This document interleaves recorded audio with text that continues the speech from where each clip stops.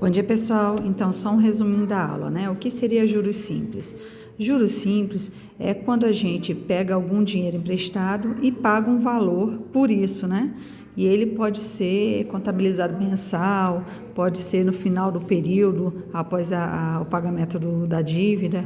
Então, a gente utiliza a fórmula que seria J de juros é igual ao capital, que é o valor que pegou emprestado, vezes a taxa, vezes o tempo. Essa taxa aqui tem que estar na forma unitária. Por exemplo, se eu tenho 2%, né, isso é a mesma coisa que 2 sobre 100, né, porque esse símbolo de porcentagem é uma divisão por 100. Então, quando eu tenho uma fração, que eu tenho zeros assim, ó, múltiplos de 10 no denominador, eu, na verdade, a quantidade de zeros que eu tenho vai ser a quantidade de casas decimais que eu ando para trás. Então, se a vírgula está aqui, né, porque quando ela está aqui eu não posso ver, né, aí no caso eu ando 2 casas aqui para frente, 1, 2. Logo vai ter que ficar um zero aqui e o zero aonde vai estar a vírgula. Então, vai ficar 0,02. E assim eu escrevo 2% na forma unitária, que é a forma em que eu vou utilizar para calcular. Tá vendo? Aqui no lugar do I. Então, o C é o capital que eu peguei emprestado, o I é a taxa que vai ser cobrada e o T é o tempo que eu vou demorar para pagar esse valor, tá? E aí, como eu falei, a taxa transformar da forma unitária, com essa divisão. Bom, taxas proporcionais. O que seriam taxas proporcionais? São as taxas que têm a mesma proporção. Por exemplo, ó, taxa mensal proporcional a 9% ao trimestre, AT trimestre, AS semestre, AD dias, tá? E aí, quando é semanal, a gente coloca aqui, escreve semanal, mas geralmente não usa não, usa mais trimestre, semestre, dia, ou se não, anual e assim vai, né? Aí como é que eu faço isso? Por exemplo, 9% ao trimestre. Então, em 3 meses, esses juros que é simples, vai ser 9%. Então, em um mês só, já que aqui é trimestre, né? Eu vou ter que dividir esses juros por 3. Então, vai ficar 9 dividido por 3, vai ser 3, logo 3% ao mês. Tá vendo? Então, essas taxas são proporcionais. 9% ao trimestre é a mesma coisa que 3% ao mês. Cada mês aumenta 3%. Mesma coisa aqui, ó. 24% ao semestre, né? Então, são 6 meses, o total, 24%. Como eu quero mensal, eu vou dividir 24 por 6, porque eu vou saber um mês só, tá certo? Então, aqui eu vou ter 24 dividido por 6. 6 vezes 4, 24. Logo, 4% ao mês. E assim sucessivamente. O que são equivalências de taxa?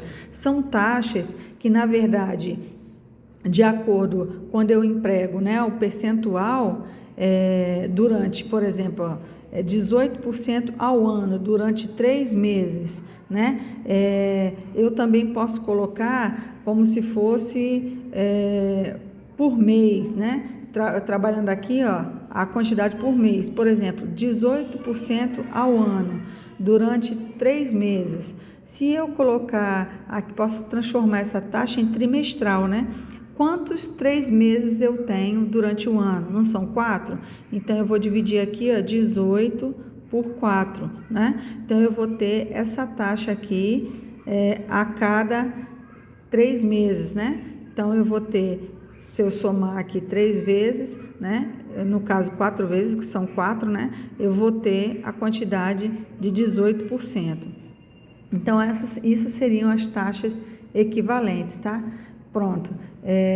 Igual aqui, ó, vamos fazer esse exercício. Calcule o juro resultante de uma aplicação à taxa de 18% ao ano, durante 3 meses.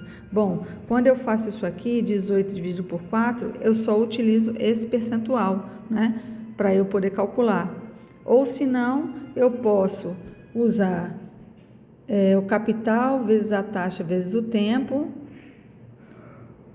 capital vezes a taxa vezes o tempo, ou eu uso esse tempo aqui sendo 1, né? Apenas um tempo aqui sendo 1, usando esse percentual, ou eu divido esse percentual do ano em 12, e aí o tempo eu coloco 3, são taxas equivalentes, né? Ou eu uso 18 dividido por 12 vezes 3 e vezes o capital, né? Que aqui vai ser de 32.500, ou eu uso aqui 18 por 4, né? Vezes 1, porque aqui já estou me referindo a 3 meses, né? Então o tempo aqui vai ser apenas 1. Ambos aqui de juros vão dar o mesmo resultado. E isso se chama equivalência de taxas. Quando eu uso a taxa diferente, porém o tempo também ele é diferente. E aí causa que a equivalência, né, entre os juros aqui, tá? Eles vão ser os mesmos. O que vai mudar é na hora do cálculo. Ou eu uso a taxa durante 3 meses e eu coloco 1 no tempo, ou eu uso a cada mês e eu coloco o tempo 3 meses, né? Vai dar o mesmo resultado. O que seria juros comercial e juros exatos? O comercial é quando eu considero, né, 360 dias o ano comercial, quando eu uso 30 dias o mês comercial, né? Isso a gente chama de juros comercial, quando eu utilizo essa informação. Quando é juros exato, é quando eu quero saber contando os dias, como eu fiz em sala de aula. Aqui, ó, 15/4 a 23/7. Ele me especificou quais foram os meses. Então, eu tenho que considerar cada mês. Como eu fiz na sala, o mês de abril, né? Eu tenho abril, maio, junho e julho, não é isso? Então, eu tenho janeiro, fevereiro, março, abril. Abril são 30 dias. Como ali eu comecei no dia 15, eu conto dia 15, então vão ser 16 dias. Maio, né? São 31 dias. Junho, 30 e julho, 31. Só que julho é o mês que termina, então são 23 dias. Então, aqui vão ser 23. Quando eu somo esses 3, né? A gente tem aqui 3, 6, 7, 8, 90, 100, né? Então, a gente tem 100 dias. Pronto. Se temos 100 dias, qual seria os juros, né? A gente tem que a fórmula de juros é capital vezes a taxa vezes o tempo. O capital, 9.840. A taxa aqui, ó, 3% ao mês, né? Então, num período compreendido entre quanto, né? No caso aqui, vão ser em dias. Então, eu tenho que transformar essa taxa aqui em dias, né? Pronto. 3% ao mês, então eu vou dividir 3 por 30, né? Então, eu vou ter aqui o capital, a taxa, 3%, no caso aqui, dividido por 30, né? Porque eu quero saber por dia, vezes 100, que são 100 dias, tá? E aí, faço o cálculo e resolvo o problema. O montante que não deu para falar muito, mas o montante nada mais, nada menos que é o capital que você pegou emprestado, mais os juros que você vai pagar. Isso se chama montante. Capital que você pegou emprestado, mais os juros que você vai pagar. Nada mais, nada menos o valor da dívida, o valor total que você vai gastar com o empréstimo, tá? Então, aqui, como eu falei, geralmente alguns livros escrevem aqui a fórmula C mais C vezes I vezes T. Aí, coloca o C em evidência, vai ser 1 mais IT. Geralmente, eles calculam assim.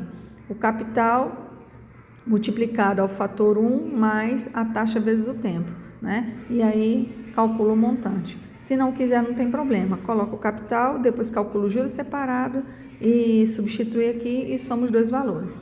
E aí, eu deixei uma atividadezinha aqui para vocês realizarem, tá? Aí, a gente, na próxima aula, corrige.